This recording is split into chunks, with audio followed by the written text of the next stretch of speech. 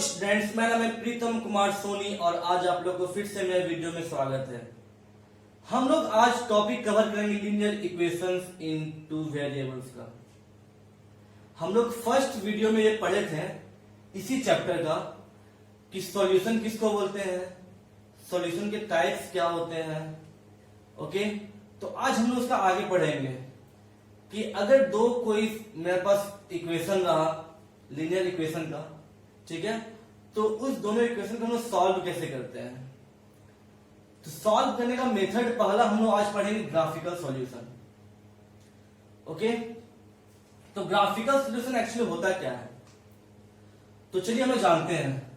अगर मेरे पास दो इक्वेशन है, एक a1x plus b1y plus c1 equal to 0, ठीक है, और माने मेरे पास एक और इक्वेशन है a2x plus b2y plus c2 equal to 0, ठीक है। मेरे पास दो इक्वेशन है, एक ये इक्वेशन है और एक ये इक्वेशन है। इसको हम इक्वेशन 1 मानते हैं, इसको इक्वेशन 2 मानते हैं। तो जब हम इक्वेशन 1 को हम लोग ग्राफ में प्लॉट करेंगे तो एक स्ट्रेट लाइन आएगा, ओके, चाहे वो कोई भी कोऑर्डिनेट में रहे। और जब इक्वेशन 2 को सॉल्व करेंगे या फिर ग्राफ में प्लॉट करेंगे तो ये भी एक स्ट्रेट लाइन आएगा। ओके, तो इसमें पढ़ेंगे कि अगर L1 मेरा एक स्ट्रेट लाइन है ग्राफ में ऑफ इक्वेशन 1, ठीक है, मतलब L1 is a straight line in a graph, ठीक है, ऑफ इक्वेशन 1। मतलब जब हम लोग इक्वेशन 1 को हम लोग कोई ग्राफ में प्लॉट किए तो उसका सपोज हम लोग जो लाइन आया उसको हम L1 से जोड़ कर रहे हैं, ठीक है। और इक्वेशन 2 जब हम लोग ग्राफ में प्लॉट करेंगे तो उसका जो लाइन आएगा उसको सपोज हम लोग L2 मानेंगे, तो L2 is a straight line, okay, in a graph of equation 2। Okay, तो कंडीशन 1 कि अगर दोनों इक्वेशन किसी एक पॉइंट पे इंटरसेक्ट करेगा, ओके, ध्यान सुनिए, अगर दोनों इक्वेशन किसी एक पॉइंट पे इंटरसेक्ट करेगा तो उसको हम लोग बोलेंगे क्या, वन सॉल्यूशन, ओके, या फिर यूनिक सॉल्यूशन। कहने का मतलब है कि अगर हम लोग एक ये ग्राफ डिनोट किए, ठीक है, एक ये ग्राफ है, ये एक्स एक्सिस, ये वाई एक्सिस। तो जब हम लोग इक्वेशन 1 का यहां पर ग्राफ में इस लाइन को डिनोट किए या प्लॉट किए, तो सपोज ये मेरा लाइन 1 है, ये मेरा L1 है, ठीक है। और फिर जब हम लोग इक्वेशन 2 को इसमें प्लॉट करेंगे तो सपोज ये मेरा L2, ठीक है। तो जिस पॉइंट पे दोनों इंटरसेक्ट करेगा, जिस पॉइंट पे दोनों इंटरसेक्ट करेगा, जैसे कि सपोज यहां इंटरसेक्ट किया, इसको मानते हैं P, ठीक है, P पॉइंट पे दोनों इंटरसेक्ट किया, तो ये जब पॉइंट है कुछ ना कुछ इसका तो कोऑर्डिनेट होगा। तो सपोज कोऑर्डिनेट इसका हो गया अल्फा बीटा, ठीक। तो जब ये लाइन इंटरसेक्ट करे एक दूसरे को किसी एक पॉइंट पे तो उसको बोलेंगे हम लोग यूनिक सॉल्यूशन क्या, वन सॉल्यूशन। मतलब इस लाइन का हम लोग एक ही सॉल्यूशन है, ठीक है, और जिस पॉइंट पे करेगा उसको बोलेंगे सॉल्यूशन, क्योंकि हम लोग जो कोऑर्डिनेट होता है, कोऑर्डिनेट का फर्स्ट पॉइंट अगर A है और B है कोऑर्डिनेट का, तो ये हम लोग होता है एक्स एक्सिस का और ये होता है पॉइंट हम लोग का वाई एक्सिस का। तो दैट मीन्स जो अल्फा बीटा हो गया, इसको क्या बोलेंगे कि x equal to alpha and y equal to beta is the solution of system. समझ गए? ओके, हम इसका एग्जाम्पल आपको आगे बताएंगे। ठीक है, ये चीज समझ गए कि यूनिक सॉल्यूशन किसको बोलते हैं। यहां पे x equal to alpha and y equal to beta is the unique solution. ठीक है, ऑफ सिस्टम। अब दूसरा आती है, ये पहला पढ़ा हमने यूनिक सॉल्यूशन। अब दूसरा आता है कि अगर ये दो लाइन कोइंसाइड कर जाए, मतलब एक दूसरे के ऊपर आ जाए। ठीक है, मतलब अगर हम ये ग्राफ डिनोट किए, ठीक, ये ग्राफ डिनोट किया हम लोग, ये एक्स एक्सिस और ये वाई एक्सिस। अगर जब हम L1 को पुट करेंगे, यहां पर प्लॉट करेंगे, तो सपोज इसका लाइन ऐसे आया, स्ट्रेट लाइन L1। ठीक, और जब L2 को हम लोग जब यहां प्लॉट करेंगे तो वो भी लाइन इसी का ऊपर में आ गया, मतलब कहीं ना कहीं ये भी L2 आ गया। ठीक है, ये L1 हो गया और ये L2 हो गया, दोनों एक ही में आ गया, मतलब L1 एंड L2 कोइंसाइड। ठीक है, दोनों एक के ऊपर एक आ गया। तो इस केस में क्या बोलेंगे, इस केस में क्या बोलेंगे कि देयर आर इनफाइनाइट सॉल्यूशन। क्योंकि देखिए अब दोनों लाइन एक के ऊपर एक आ गया, मतलब ये इस लाइन का हर एक पॉइंट को इंटरसेक्ट कर रहा है, हर पॉइंट को। यहां पे कितना पॉइंट बनेगा एक लाइन में, इनफाइनाइट होता है, तुमने जितना पॉइंट उतना सॉल्यूशन। यहां पे इनफाइनाइट पॉइंट होगा तो मतलब इसका इनफाइनाइट सॉल्यूशन। ओके, दो केस पढ़ लिए, इसको हम आगे और देखेंगे एग्जांपल के तौर पे। थर्ड हम लोग आता है कि अगर जब हम लोग L1 पे यहां प्लॉट करेंगे, ठीक है, ये x एक्सिस ये y एक्सिस। ठीक है, जब हम लोग L1 पे यहां प्लॉट करेंगे, सपोज में ये L1 है, ठीक है, ये मेरा हो गया L1, और जब L2 को यहां प्लॉट करेंगे और L2 अगर L1 का पैरेलल हो जाए, मतलब सपोज L2 में यहां आ रहा है,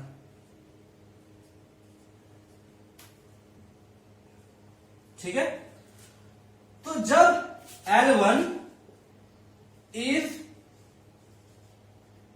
पैरेलल टू L2, जब L1 L2 का पैरेलल हो जाएगा तो इसमें तो ये कहीं पर इंटरसेक्ट नहीं किया, तो मतलब इसमें क्या होगा, then there is no solution. मतलब इस केस में कोई भी इसका सॉल्यूशन नहीं निकलेगा। ठीक है, अब इसका हम एग्जांपल देखते हैं, आप समझे कि हम क्या बोले कि जब भी कोई दो लाइन रहेगा, दो इक्वेशन रहेगा, उसको अगर हम ग्राफ में प्लॉट करेंगे, तो ग्राफ में प्लॉट करने के बाद हम लोग देखेंगे क्या वो दोनों लाइन पैरेलल है या फिर एक ही पॉइंट पे इंटरसेक्ट कर रहा है या फिर एक दूसरे के ऊपर में। अगर वो पैरेलल होता है तो उसमें कोई सॉल्यूशन नहीं होगा। अगर वो इंटरसेक्ट करता है किसी एक पॉइंट पे तो उसको क्या बोलेंगे, यूनिक सॉल्यूशन, कि वो जो पॉइंट हुआ वो उसका यूनिक सॉल्यूशन हुआ। और अगर एक के ऊपर एक आ जाए, ठीक है, कोइंसाइड कर जाए, तो उसमें बोलेंगे कि उसका इनफाइनाइट सॉल्यूशन होगा। एग्जांपल देखते हैं। ओके, अब हम लोग एक क्वेश्चन लिए हैं कि solve graphically the system of linear equation x plus 2y equal to 3 और 4x plus 4y equal to 2। मतलब दो इक्वेशन दिया हुआ है, सपोज इसको हम 1 मानते हैं, इसको 2 मानते हैं, तो बोले कि इस दोनों इक्वेशन को हम लोग ग्राफिकली सॉल्व करना है और बताना है कि ये यूनिक सॉल्यूशन दे रहा है या फिर इसमें कोई सॉल्यूशन है ही नहीं या फिर ये इनफाइनाइट सॉल्यूशन दे रहा है।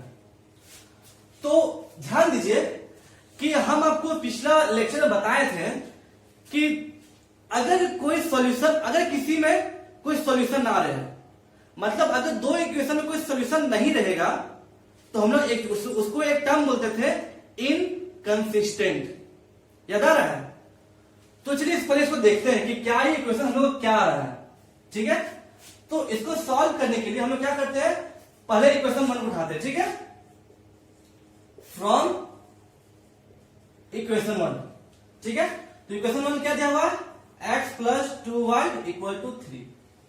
अब या तो हम लोग x को इधर रखें और y को पूरा उधर भेज दें, या हम लोग y को इधर रखें और पूरा टर्म को उधर भेज दें, ताकि कोई एक अगर हम लोग वैल्यू का हम लोग कोई एक अगर वेरिएबल का हम लोग कोई वैल्यू पुट करते हैं तो सेकंड का वैल्यू आएगा। तो एक काम करते हैं, हम इधर y रखते हैं और बाकी सबको उधर भेज देते हैं। तो 2y equal to 3 minus x हो गया कि x इधर प्लस में उधर माइनस में हो जाएगा, और y equal to 3 minus x by 2। हम लोग ये आ गया एक रिलेशन x और y में। अब देखिए, पुट x इक्वल टू 1, तो y हम लोग क्या आता है, y आएगा हम लोग का 3 माइनस 1 मतलब 2 बाई 2 1।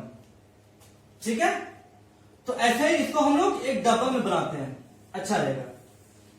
ठीक है, एक ये में बॉक्स हो गया, यहां ऊपर x नीचे y। जब हम लोग x 1 रखते हैं तो y हम लोग को 1 मिल रहा है। ठीक है, फिर पुट x इक्वल टू, हम लोग कुछ भी वैल्यू पुट कर सकते, दिक्कत नहीं है, कुछ भी कर सकते हैं। तो अगर हम लोग यहां पे अगर x को माइनस 1 पुट करते हैं, ठीक है, तो y आता है 3 माइनस 1 मतलब 4 बाई 2 2। एक और फिर हो गया, हम क्या x से माइनस 1 पुट कर रहे हैं तो y 2 आ रहा है। अब हम लोग x को पुट करेंगे क्या, सपोज x को हम लोग माइनस 3 पुट करते हैं। ठीक है, तो 3 माइनस ऑफ माइनस 3 मतलब 6 बाई 2 मतलब फिर 3, मतलब अगर हम x को माइनस 3 पुट करेंगे तो y 3 आ जाएगा, मतलब ये माइनस 3 पुट किया तो y 3 आ गया। ठीक है, ये हम लोग आ गया, मतलब हम लोग का एक पॉइंट आ गया, हम लोग का एक 1,1 आ गया हम लोग का कोऑर्डिनेट, एक आ गया -1,2 कोऑर्डिनेट, एक आ गया -3,3 कोऑर्डिनेट। ठीक है, तो हम लोग इसको कुछ नाम रखते हैं। सपोज इसको a इक्वल टू इतना मान लेते हैं, इसको b मानते हैं कि b equal to this coordinate, इसको c मानते हैं। ठीक है, हमने 3 कोऑर्डिनेट निकाल लिए, 3 कोऑर्डिनेट में हम लोग को आराम से क्वेश्चन बन जाएगा, आराम से एक लाइन हम लोग खींच सकते हैं। ठीक है, अब देखिए सेकेंड स्टेप, हम इक्वेशन 1 से पॉइंट निकाल लिए। ठीक है, अब इक्वेशन 2 में आते हैं, तो फ्रॉम इक्वेशन 2, ठीक है, अब इक्वेशन 2 में 4x plus 4y equal to 2 है। तो जब हम लोग y इक्वल टू यहां निकालें तो इसमें y निकालते हैं, तो क्या हो जाएगा, y equal to 4y equal to क्या हो जाएगा 2 माइनस 4x, और y इक्वल टू हो जाएगा 2 माइनस 4x बाई 4। ओके, तो एक हम यहां एक ये निकल गया रिलेशन। ठीक है, ये सेकंड लाइन का है। अब हम लोग इस लाइन का हम लोग 3 कोऑर्डिनेट निकालते हैं अपने से खुद कुछ भी। ठीक है, तो अगर हम लोग यहां x की जगह -4 डालते हैं तो ये क्या हो जाएगा 2 माइनस ऑफ, अगर यहां -4 डालेंगे तो -4 इंटू -4 मतलब +16, तो क्या हो जाएगा 2 + 16 18। ठीक है, तो यहां पे कितना हो गया हम लोग का इक्वेशन 4x + 4, यहां पर हम लोग का 4x 3y था। ठीक है, यहां पे 3y होगा तो देखो। ठीक है, तो हम लोग क्या करेंगे, तो यहां पर 3 होना चाहिए।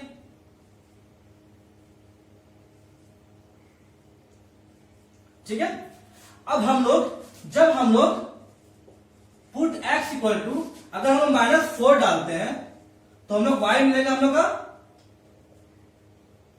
6। ठीक है, तो इसको मैं यहां भी इसको भी डब्बा बनाते हैं, ऊपर में x नीचे y। ठीक है, समझ गए। तो जब हम लोग x -4 डालते हैं तो ये आता है 6, ठीक है। और जब हम लोग x -1 डालते हैं तो ये आपका आ जाएगा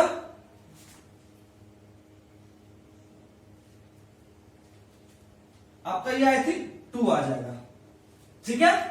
और जब x हम लोग 2 डालते हैं तो इसमें आ जाएगा हम लोग का -2, ठीक है। अब क्या निकला हम लोग का, एक निकला कोऑर्डिनेट -4 6, एक निकला हम लोग को -1 2 और एक निकला 2 -2।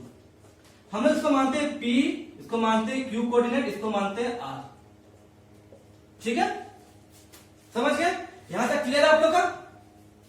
अब क्या करना है, अब जो ये कोऑर्डिनेट निकला, जो ये कोऑर्डिनेट निकला और ये कोऑर्डिनेट निकला, इस कोऑर्डिनेट को हम लोग ग्राफ में पुट करेंगे, ठीक है। तो ग्राफ में कैसे पुट करते हैं, देखिए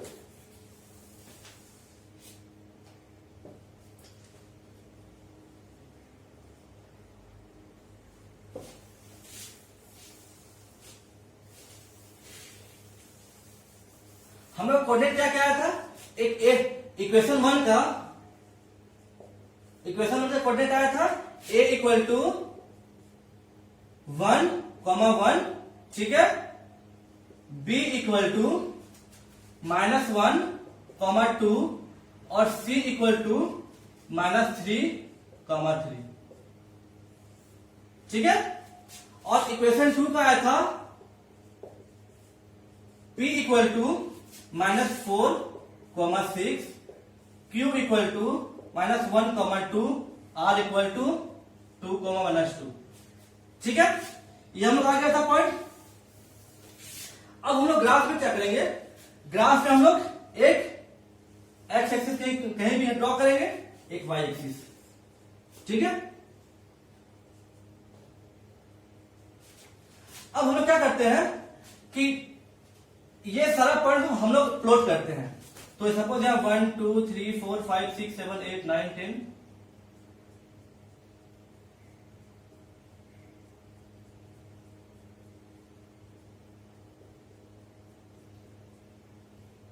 ठीक है। ये हम लोग हो गया कोऑर्डिनेट, ये हो गया 1, ये 2 3 4 5 6 7 8 9 10 तक गए। यहाँ 1 2 3 4 5 6 7 8, यहाँ -1 -2 -3,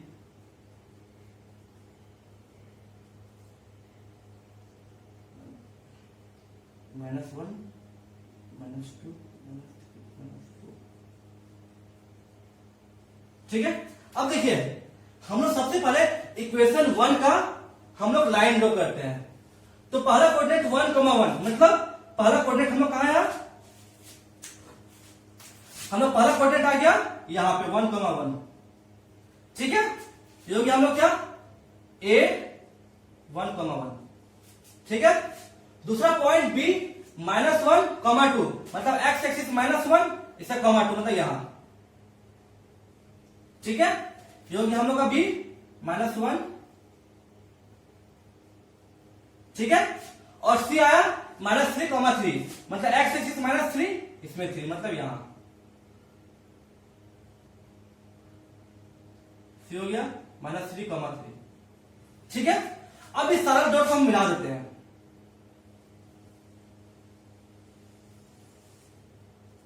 ये ऐसे जाएगा, ये हम लोग क्या हो गया, ये हम लोग इक्वेशन, ये हम लोग लाइन हो गया इक्वेशन x + 2y = 3, ठीक है। अब क्या करेंगे, सेकंड जो इक्वेशन है, सेकंड इक्वेशन को हम यहां प्लॉट करेंगे। तो सेकंड इक्वेशन क्या था, p -4,6, मतलब x में -4 और y में 6, कहीं यहां आएगा, ठीक है। ये हम लोग p हो गया क्या, -4,6, ठीक है। और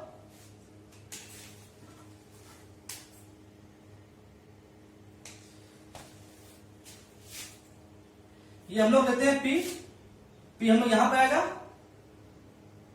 p -4,6, ठीक है। सेकेंड q -1,2, मतलब -1,2, मतलब यहां ये हम लोग आ रहा है q -1,2, ठीक है। और c आ रहा है -3, सी आ रहा है -3, x -3 और y में -3 मीन्स सॉरी x -3 और y में 3, तो x -3 मतलब यहां, ठीक है। ये हम लोग आ गया r, और सॉरी r हम लोग का 2 -2 है, तो मीन्स x में 2 और y में -2 मतलब समथिंग यहां, ठीक है। ये r आ गया हम लोग का 2 -2, ठीक है। अब ये सब तीनों टर्म को मिलाते हैं, ठीक है, ऐसे जा रहा है।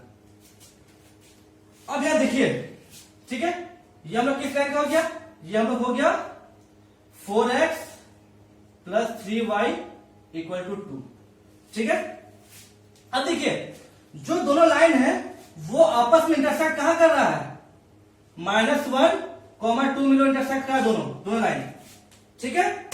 मतलब ये लोग -1, 2 पे दोनों लाइन इंटरसेक्ट कर रहा है, ठीक है। तो दैट मीन्स एक ही पॉइंट पे इंटरसेक्ट कर रहा है, तो हम लोग क्या समझ गए कि अगर दो लाइन एक पॉइंट पे इंटरसेक्ट करेगा मतलब वो यूनिक सॉल्यूशन है, ठीक है।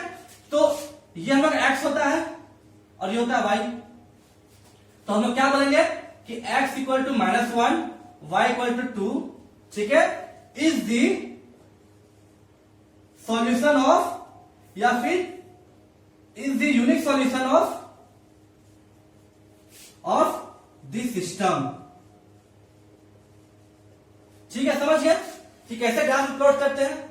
अगर सपोज दोनों लाइन एक दूसरे के ऊपर आ जाता तो हम लोग क्या लिखते हैं कि देयर इज इनफाइनाइट सॉल्यूशन, ठीक है। या फिर अगर दोनों लाइन आपस में पैरेलल होता तो क्या बोलते हैं, there is no solution. Question हम लोग ये भी कर सकता है कि बताइए ये सब दोनों इक्वेशन हम लोग को वो अगर ये सब दोनों इक्वेशन हम लोग का इसमें क्या ये जीरो सॉल्यूशन देगा, नो सॉल्यूशन होगा। तो अगर ये सब दोनों पैरेलल हो गया तो नो सॉल्यूशन देगा, ठीक है। समझ में आ गया कि कैसे सॉल्व करते हैं। या फिर अगर क्वेश्चन ये भी दे सकता है कि बताइए क्या ये सब दोनों इक्वेशन हम लोग का,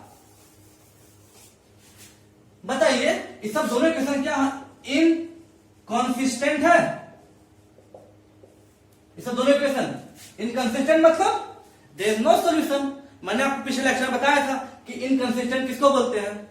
तो अगर दोनों लाइन पैरेलल हो जाए तो बोलेंगे कि हाँ यस दिस इज इनकंसिस्टेंट, और अगर नहीं होगा तो देयर इज नो इनकंसिस्टेंट, ठीक है। अब ध्यान दीजिए, ठीक है, आपको हम इसमें काफी क्वेश्चन बताने वाले हैं, 2-3 क्वेश्चन बाद आपको बता दिए। अब देखिए अगर मान लीजिए इसी में क्वेश्चन करता, इसमें ही क्वेश्चन करता, ध्यान दीजिए, बोलता कि इसमें जो ट्राइंगल बन रहा है, ठीक है, उस ट्राइंगल का हम कोऑर्डिनेट फाइंड कीजिए, इसको पहले प्लॉट कर कीजिए ग्राफिकल सॉल्यूशन में, और जो इसमें ट्राइंगल बन रहा है उसका हम लोग कोऑर्डिनेट फाइंड कीजिए। तो ध्यान दीजिए ट्राइंगल कहां बन रहा है, एक ये लाइन का ये पॉइंट हो गया, दूसरा ये पॉइंट हो गया, तीसरा ये पॉइंट हो गया, मतलब ये पर ट्राइंगल बन रहा है, ट्राइंगल बन रहा है। तो अब इसका जब कोऑर्डिनेट पूछेगा तो एक कोऑर्डिनेट क्या हो गया हम लोग का -1, 2, क्योंकि ट्राइंगल के 3 कोऑर्डिनेट चाहिए। दूसरा क्या हो गया हम लोग का, यहां पे कुछ 0, 0.8 आएगा, ठीक है, और तीसरा क्या होगा हम लोग का 2, 0, ठीक है। तो ये हम लोग हो गया क्या, ये हम लोग का ट्राइंगल कोऑर्डिनेट हो गया यहां पे, समझ गए। अगर बोलता, ठीक है, अगर बोलता कि हम लोग को रीजन साइड कीजिए, वो रीजन साइड रीजन बताइए जहां पे ट्राइंगल बन रहा है, तो ये तो साइड कर देते हैं, तो इसको कुछ ना कुछ पेंसिल साइडिंग कर देते हैं ऐसे करके, ठीक है। तो ऐसे ग्राफिकल सॉल्यूशन अगर आपके पास आएगा बनाने के लिए तो आप आराम से प्लॉट कर लेंगे किसी ग्राफ में, और फिर देखेंगे कि क्या उसका वो यूनिक सॉल्यूशन दे रहा है या फिर इनफाइनाइट सॉल्यूशन दे रहा है या फिर there is no solution. Okay.